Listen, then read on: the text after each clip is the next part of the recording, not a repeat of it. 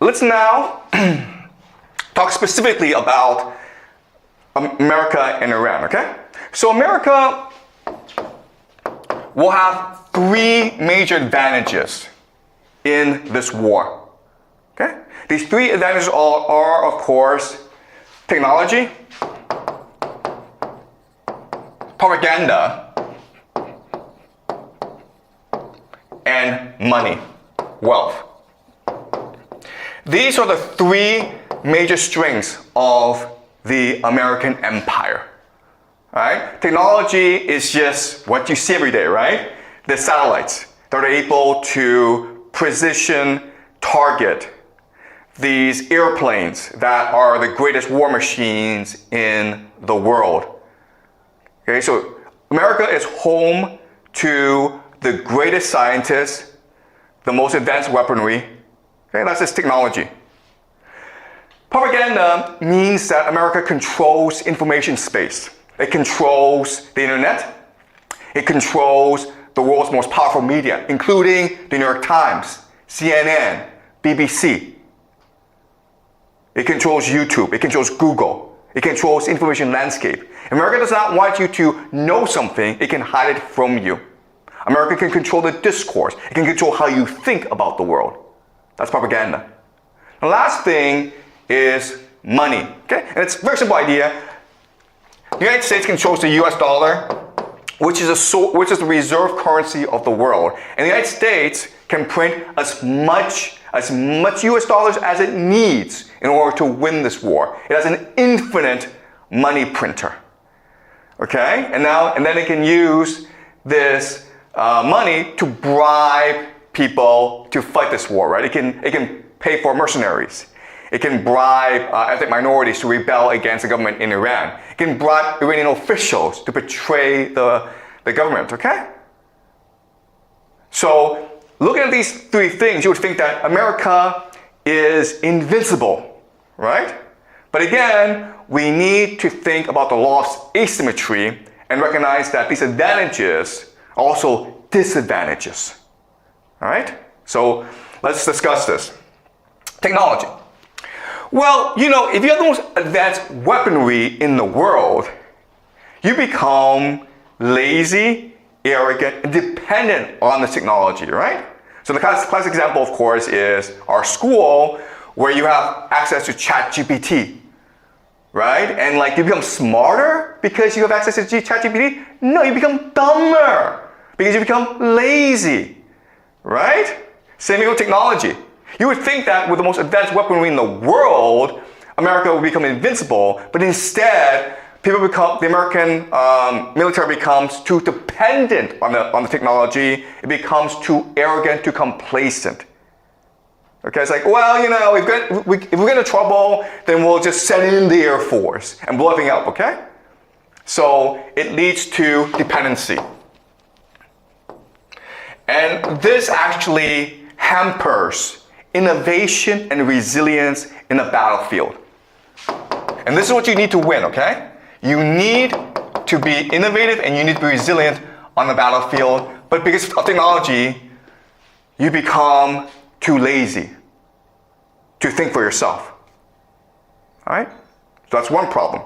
Propaganda. You would think that, oh, America controls the debate, therefore, that's a huge advantage. It's actually not an advantage, guys. The reason why is that in order for innovation and resilience to happen, you need to have open debate, right? You need people to voice dissenting opinions.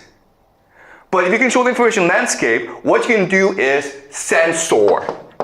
And that's what America's doing right now. It's telling people to shut up and obey. You're not allowed to point out that this war is stupid and America can't win this war. Otherwise, you'll be kicked out, okay?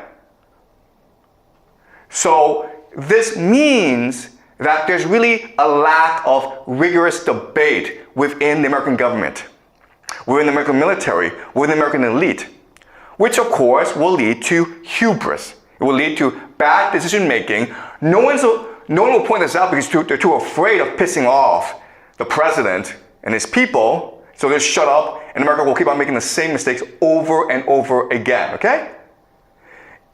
We call this drinking your own Kool-Aid, okay?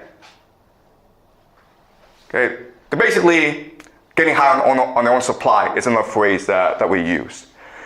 All right, money and wealth.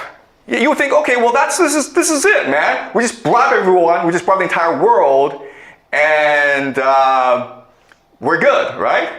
The problem is this. The problem is that if you bribe people, they're not gonna fight for you, right? Because all they want is your money. So you bribe them, but they'll probably take your money and run away. Okay? Or they'll figure out how to get more money out of you by cheating you. So right now, the Americans are gonna fund these militias and ethnic minorities and opposition groups against Iran, okay? Guess what, guys? These guys are hustlers, right? They're not fighting because they want more freedom. They're fighting because they want to rip off the US government. And so this money issue can be a problem in the long term because the people you're bribing, you can't even trust. And they're not motivated to actually win this war for you. They're actually motivated to scam you as much as possible. And they could be actually a problem in the long term because you're putting so much resources into these hustlers. Okay? All right. So what this means is that America has three major problems. Okay? It has three major problems. The first major problem is the lack of political will.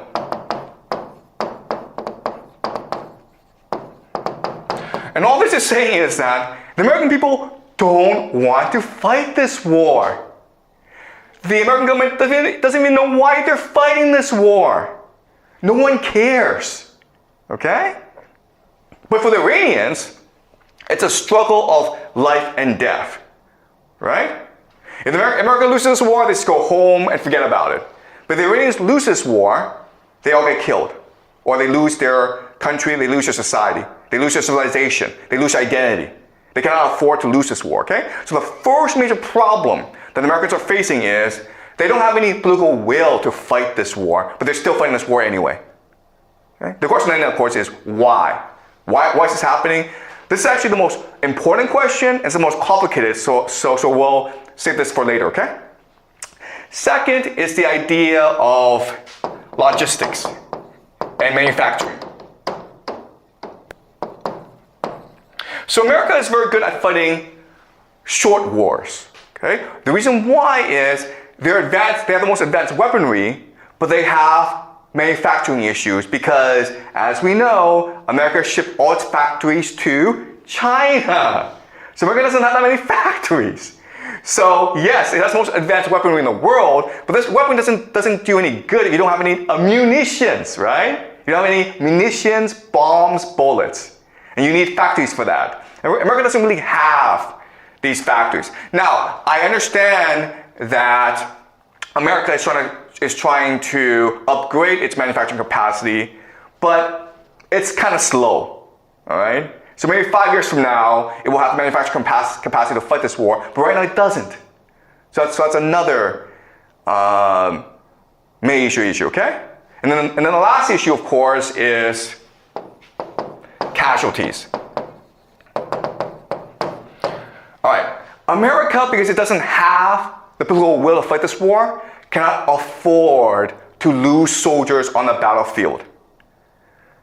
All right? So it wants to minimize the death, it wants to minimize battlefield losses. Because if like 1,000, tens of thousands of American soldiers are going home to America dead in coffins, I guarantee you, because of lack of political will, the American people will revolt. You have protests, you will have a lot of violence in the streets. It'll be like the Vietnam era again. All right? Okay, so yes, I understand that America has technology, propaganda, and money, but as we discussed, these aren't really advantages. And these disadvantages are huge. The lack of political will, the lack of manufacturing, and the lack of America cannot afford to lose that many soldiers in the battlefield, okay? And so this situation now determines how America will fight this war. And we'll discuss this later on, okay? All right, now let's talk about Iran.